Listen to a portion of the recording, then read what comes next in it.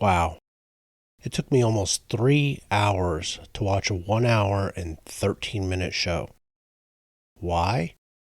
I kept having to stop to either write notes, 4 pages of notes, or look something up as more stupid came up on my screen that I was pretty sure was wrong. Oh, by the way, welcome back to my weekly torture session, also known as Amazon Prime's Rings of Power.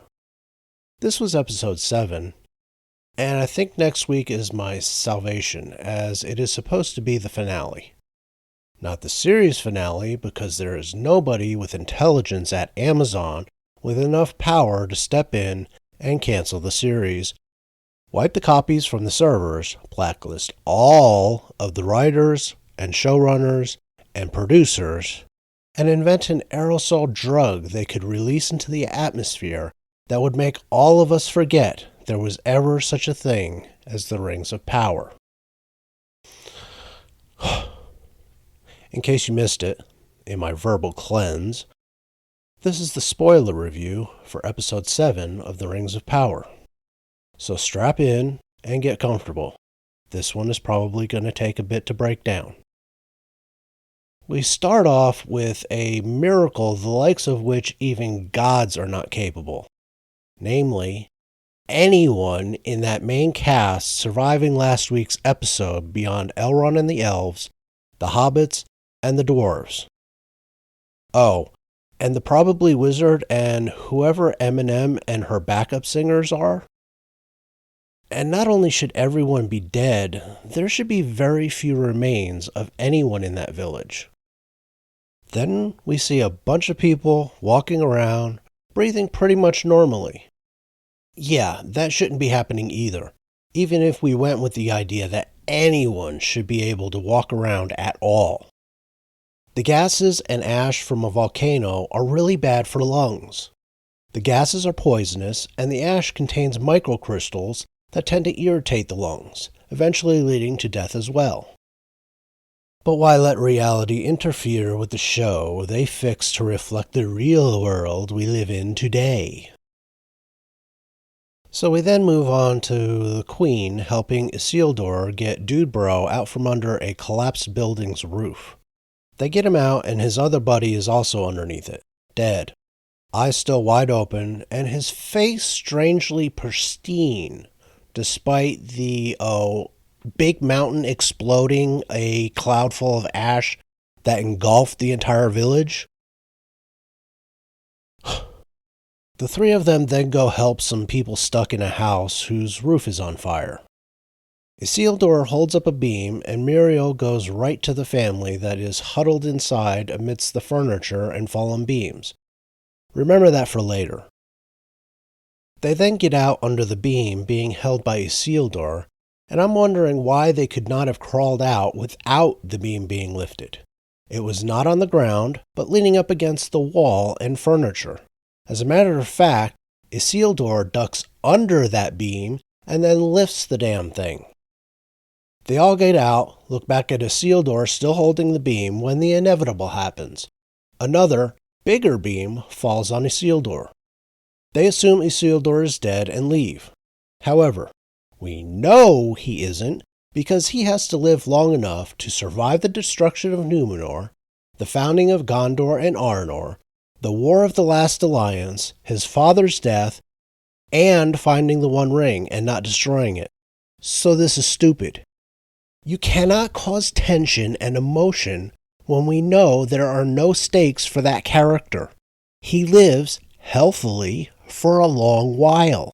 So any jeopardy he is supposedly in is something he will survive.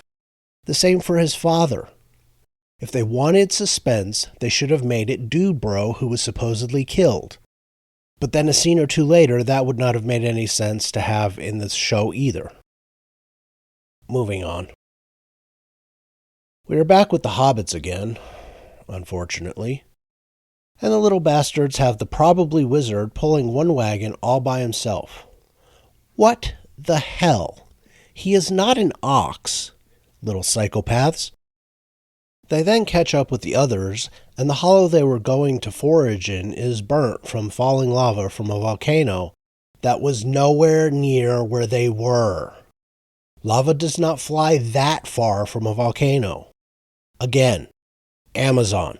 Did nobody call a volcanologist? Anyway, the hobbits argue over whether the probably wizard could do something about the burnt trees and plants. That is when they notice him getting all touchy-feely with a tree on the nearby hill that is burnt to a crisp. He starts muttering, and they decide to get closer. Why is everyone on this show retarded? The tree starts shaking, and he gets louder. Nori's brother decides it's working and gets even closer when a branch breaks off the tree. Nori tries to save her brother, and the branch lands over both of them, but both are alright. It is then that they finally act like they claim the Hobbit character is supposed to be and tell him to bugger off. They give him some food, a page from their holy book that shows the constellations he was trying to find, and which direction to go in for information from bigger folk. This whole show they have been telling us that hobbits eschew danger and keep to the things they know. So why were they gathering around the poor guy when he was doing something strange, something Nori should well have known could be dangerous since she got her arm frozen to his arm 2 episodes ago? And now they behave like they preach they're supposed to act? At several points in this episode, I wrote down despairing notes about the atrocious dialogue. The writers seem to have gone all out in this episode to make things especially cringe and horrible. And nobody was immune in this one. I mention that here because then we jump to Elrond back in Moria, and the elf sounds like a poser auditioning for an off Broadway rendition of a Shakespearean play as he tries to convince Durin the Elder to let the elves have Mithril. The king hears him out, and I'm not sure how, though his dialogue was not great in this episode either, and then asked to talk to his son alone. And it was in this scene where the imbecilic hacks at Amazon looked at the lore of Tolkien and threw it right out the damn window. Tolkien's coffin at this point has finally achieved light speed. This Mithril storyline was always the most violative of the lore after Galadriel's whole character. King Durin starts going on about how dwarves are made out of rock and fire, rock to endure and fire to eventually extinguish, or some blather like that. He then decides he won't help the elves because this must mean they are meant to die. The elves were never meant to die. If they were meant to die, why the hell is there an Undying Lands where they are allowed to go after serving in Middle-earth to fight against the darkness? If they were meant to die, why did they have the light of the Valar within them? And dwarves would know this about them since they too were given life by Ilúvatar after Alle created them. If they were meant to die, Aman and Tol Eressëa would not exist. Which means that Durin, both the younger and the elder, along with Disa, all joined the retard circus that is this show. Up to now, they were tolerable to okay. This week, I wanted to strangle them all. Well, I had that thought, and then another shoved it out of the way and made me want to be fair to them. Made me think that maybe they are actually good, but they were saddled with having to utter the asinine dialogue the lobotomized writers came up with, or stole from Peter Jackson. Either way, those actors were not well served by the performance I saw this week. Also, can we talk about Mithril for a moment? Above and beyond the idiotic origin story these hacks have given a medal of all things, Mithril is not some magic BS rock in Tolkien's works. It is merely a light and strong metal the dwarves and others covet because it can be made into superior armor than steel can. It has no magical properties, and it certainly cannot heal. Magic can be put into it, such as Thorin's map in The Hobbit, but it had no healing properties. I have no idea where that harebrained idea came from, and it is easily the stupidest of the storylines in this show. A show full of stupid storylines. Another thing they got wrong, and I probably should have mentioned it last week and didn't, is they have Mount Doom way too far south.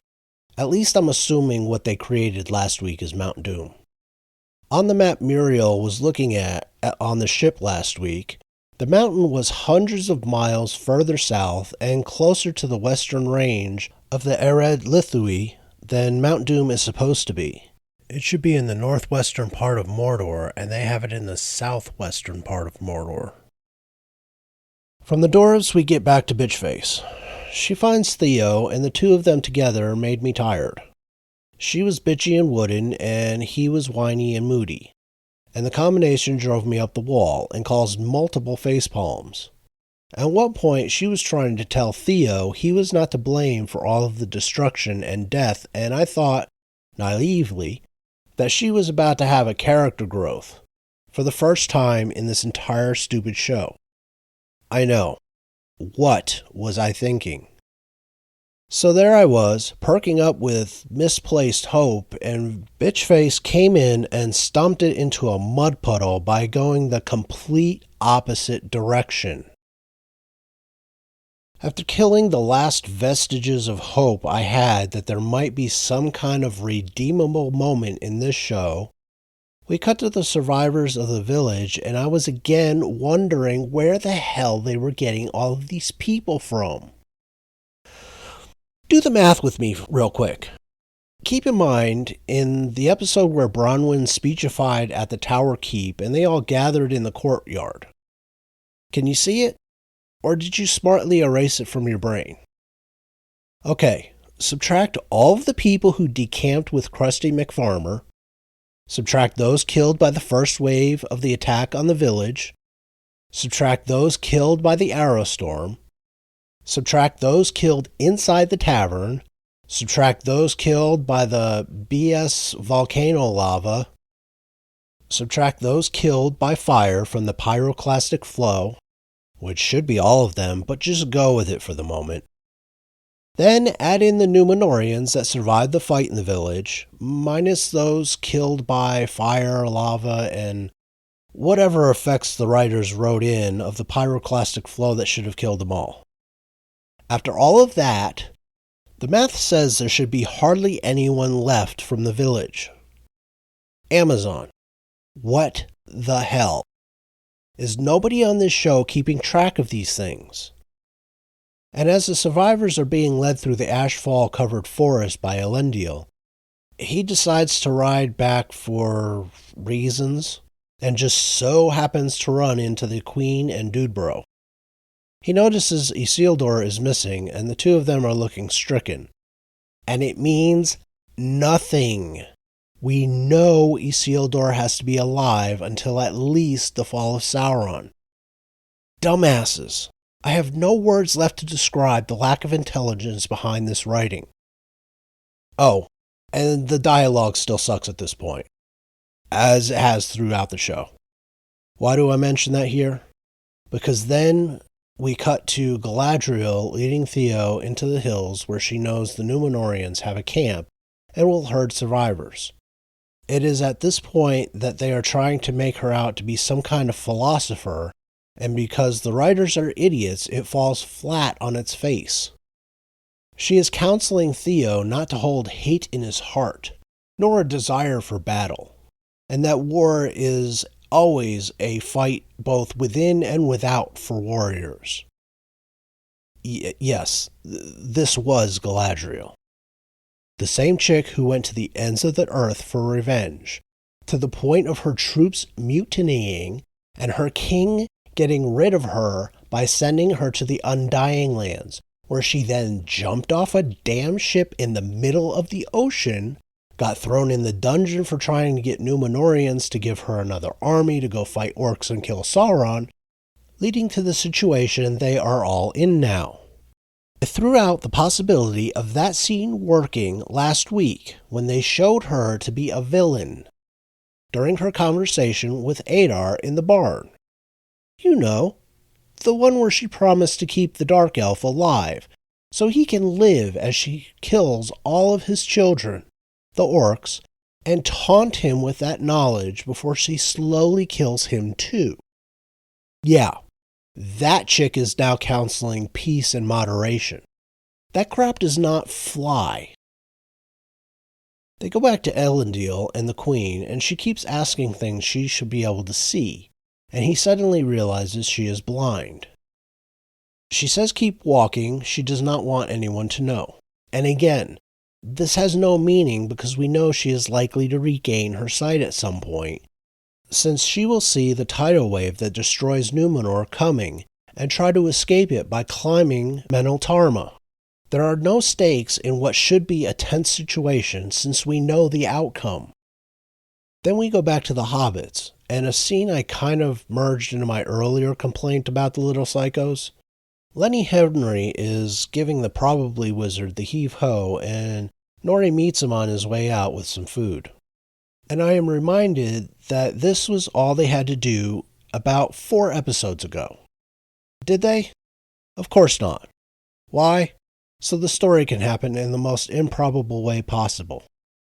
As the probably wizard walks away, they do a close-up on the tree he was feeling earlier, and a sprout pops out and flowers, as everyone should have seen coming. Back to Galadriel and Theo, hunkering down for the night under some roots and fallen branches. And it is at this point I wanted to go hunting for the writers in earnest. This is where she mentions she lost her brother. And her husband. What? Celeborn has been missing this entire show, and they mention it now, and he is dead? And if Celeborn is dead, how does Celebrian get born, in order to marry Elrond and produce Arwen?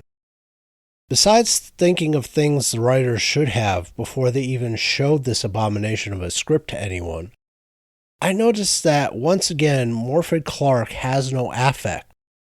No expression at all, really, aside from bitch face. Oh, and whatever that was when she was riding the horse on Numenor. It looked like her face was completely paralyzed from the lips out in this scene. She has the acting range of a broadcast radio with a broken transmitter.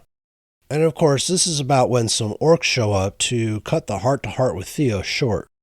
Theo, genius that he is, tries to draw the sword Galadriel gave him, but she stops him.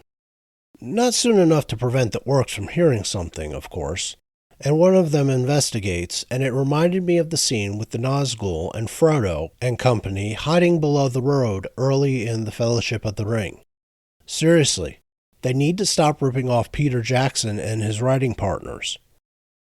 Then we cut to Moria, where Durin and Elrond are digging for the BS Mithril anyway, and I am sure I am not the only one to know without a doubt that they would find the stuff right when the king found them with their hands in the cookie jar.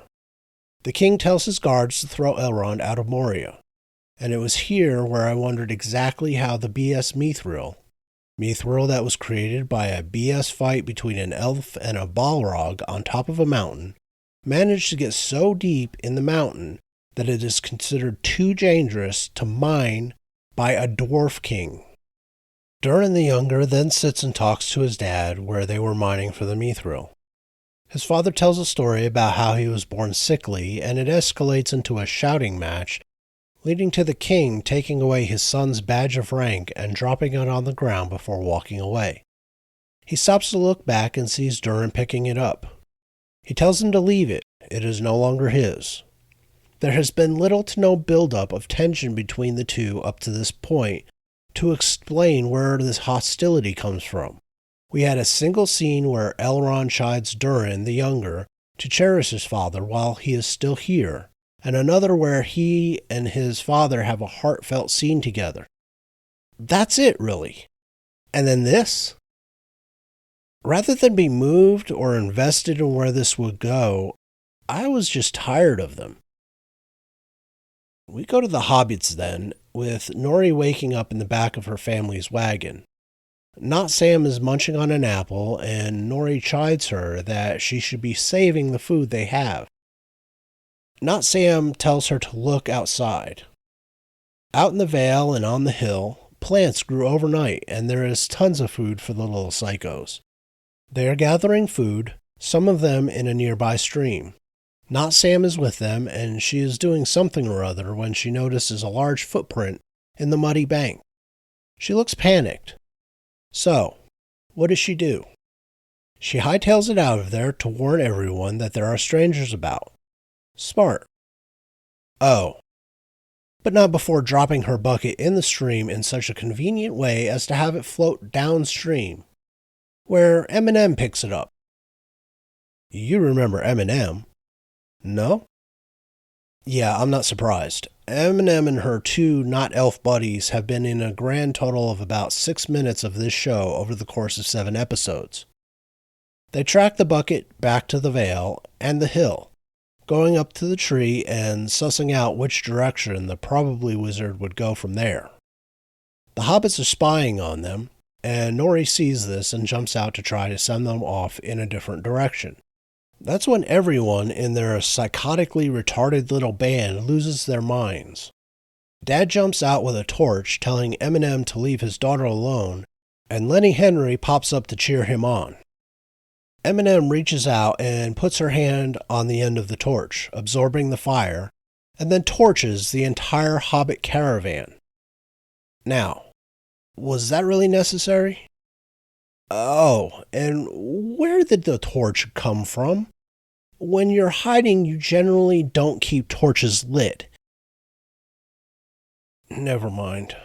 I don't really care, so let's move on.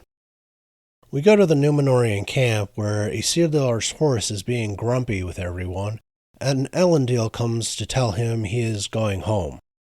Dudebro comes up and tells Elendil that the horse won't listen to him.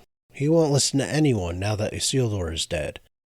And it was there I was pretty sure we were going to get a rehash of Aragorn's not death in the Two Towers after the Rohan flee Edoras for Helm's Deep when they were attacked by wargs. The horse will find Isildur, and they will ride off to find Galadriel or the Southlanders, since the Númenóreans... But that is getting ahead of myself. Leave it to say that Isildur will pop up riding the horse. Probably next week. After the horse is released and it gallops off, they cut to Galadriel and Theo coming out of the forest atop a hill overlooking the Númenórean camp. They go down and Theo starts looking for his mother among the wounded, but she sees him first and they hug.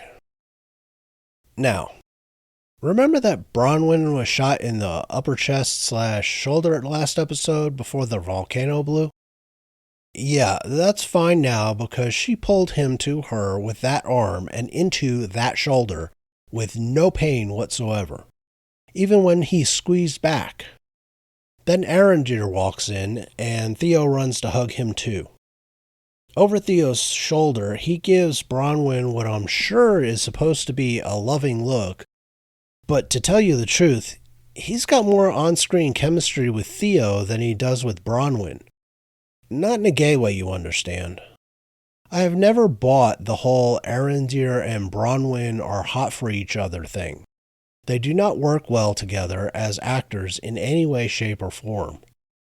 While all of that is going on, Galadriel is off trying to find the Queen. Elendil is with the Queen, telling her that they are ready to go back to the ships and go home, leaving a garrison with the Southlanders. Galadriel approaches just after Elendil curses the elves. She sees that Muriel was blinded, and she sheds about 1.5 tears with a wooden face. She apologizes to Muriel for what she brought upon them, just after the scene where she was telling Theo to stop taking blame that is not his. The responsibility for Muriel's condition is Muriel's. All she had to do was put Galadriel on a ship the second she showed up on Númenor. Some petals fall, and she is suddenly off to wage war on orcs in the Southlands, thousands of miles from home. And the dialogue in this scene was just as bad or worse than the rest of the episode. I wanted to shout at the TV for them to stop. I was definitely too lenient on last week's review, and I think a lot of it had to do with the fact that there was so much less dialogue. Everyone was quiet. Anyway, Muriel says she and her people are going home, and then she will be back in force to stamp out this evil. We cut back to the hobbits then, and see them trying to salvage something from Eminem's pyromania. All of the hobbits are glum as they pick through the things that are left, and Dad tells Nori that they can rebuild their caravan. He then starts giving the rest of them a pep talk when asked if he is nuts. That can't he see they are ruined? He says that hobbits are true to each other, helping each other pick them up by their bootstraps. And I wanted to yell at the TV again. Did the writers for this episode not even watch the previous episodes? Did they miss the whole ceremony where they recite the names of all the poor bastards their little band of psychos left behind? Are they freaking serious with this scene? This is also the scene where we get the line, "Our hearts are even bigger than our feet." I saw this in one of the trailers and I wanted to crack my skull open and pour bleach in there to wash that bit of stupid away. How did that line get past the people in charge of this mess?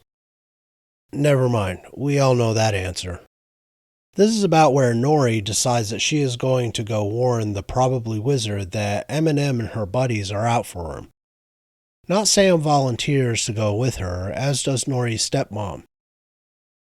It is at this point one of the old black ladies volunteers Lenny Henry's old ass to join the ladies because he is a pathfinder. And it was at this point that I also was wondering exactly how they expected to catch up to a human-sized man of fair height who had a day-plus start while dragging along an old woman and an even older man.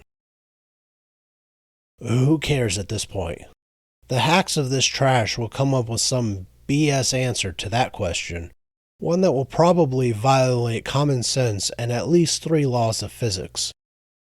Then we see Muriel near the prow of the Númenórean ship as it sails for home.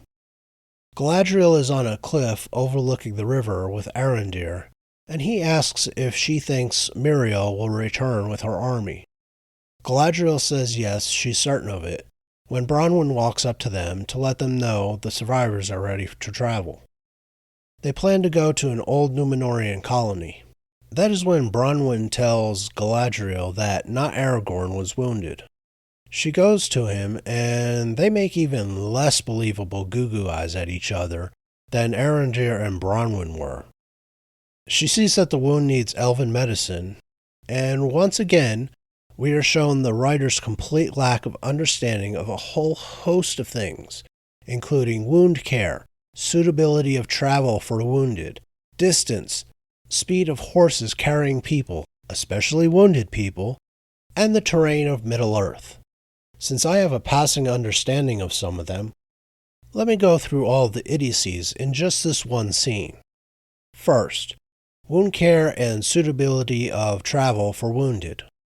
Not Aragorn has a fairly bad slash that is probably infected enough that Bronwyn can't do anything about it. One does not travel with such a wound. One stays in bed for a few days and then dies. Then there is distance and speed of horses. The distance between Mordor and Lindon or Eregion is massive. Keep in mind, the trip of Frodo and Sam in just the Fellowship of the Ring book took about 6 months. And never mind the rest of the way from western Gondor to Mount Doom. Yes, horses could speed that up, but it would still be a trip of months, not weeks. Someone in not Aragorn's condition would be dead long before they even made it to Rohan, especially since they would not be able to gallop most of the way there. Hell, they should not even do more than walk the horses there. And some of that way is through rocky and or hilly terrain, a lot of which will not have nice, smooth, straight roads. If the wound needs elven medicine, not Aragorn would be dead before they reached Lindon or Eregion, which is where I'm assuming they are going since she said she needed to report to Gil-galad. Galadriel then gallops off after telling Theo he can keep her sword she lent them. with not Aragorn beside her. Not Aragorn, who is so wounded that only elven medicine can save him. But never mind. Don't ask questions, just consume product and get excited for new product. Then we cut back to the dwarves. Disa is trying to pick up Durin's spirits after his father basically disowned him. She swears he will be king one day, and they will mine the Mithril, saving Elrond and the elves and making Moria the richest and most powerful dwarf kingdom in Middle-earth. He smiles and kisses her before they cut to his father, looking at the hole where the Mithril is. He looks at the healed leaf that showed that the BS Mithril really can help the elves before tossing it in the hole. The camera follows it down, and everyone should have known what was coming. It sails past veins of Mithril to land far below, at the feet of a Balrog. Of course. Then we see Adar and his orcs. He tells them that they can take the coverings off now. They ask him what the name of the land they now have is called if he doesn't want to call it the Southlands, and he smiles and looks up to the ash-laden sky. A graphic pops up that says Southlands before it flares with fire and turns dark, changing to Mordor. And that is where this crapfest blessedly ends. This is a day late because by the time I watched the bloody show and organized my thoughts, it was way too late to put together a video. I was hungry and tired and, well, leave it at hungry and tired. I don't want Mama Susan upset with me. Of the many things wrong with this episode, everyone seemed to want to take blame for everything while telling everyone else it wasn't their fault. It got tiresome real fast. The dialogue has also descended from community theater to middle school play level. And not like a middle school somewhere that they put a lot of money into the art department, but one out in the middle of nowhere that has no drama teacher. It was cringe and infuriating and retarded and redundant and contradictory and, well, many, many more ends. The attempt at coupling up the characters is also not working. Mainly because there is no chemistry between any of them except Durin and Disa, and even they got annoying this episode. The Mithril plotline is childishly imbecilic and makes no sense on any facet of it. Mithril's origin, its magic power, the king's refusal to mine it, or its effects on Durin the Younger's family, it's all dumb. None of it works at any level. Then there was the Balrog member berry. What was the purpose of that? Was it just to remind us of the Fellowship of the Ring, or do they plan to do something with it? And is that something retarded? Since this is Rings of Power, we probably already know it will be. And finally, the ending. I know they were going for tense and stirring, building things up to the final episode. But that was a massive fail on their part. This episode was boring, and the parts that should have been tense and added a little drama to the story didn't, either because we already know the people in peril survive, or because what they are trying to gin up has failed to capture any kind of feeling due to the bad writing and mediocre to terrible acting. There is no character on this show that has made me invested in their journey.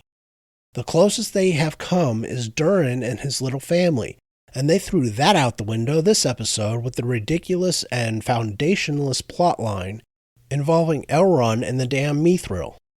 If they had killed everyone with the volcano and ended the show with that, I would have been perfectly fine with that. Alas, they did not. And so, I will see you next week for the finale. I hope you enjoyed this spoiler review of Episode 7 of Amazon Prime's Rings of Power. If you enjoy what I do here, please hit the like button, subscribe to the channel, make sure the notification bell is clicked on so you get notified when new videos are uploaded, and comment down below to help me out with the YouTube algorithm. Thanks for watching, and I will be back soon with a new video.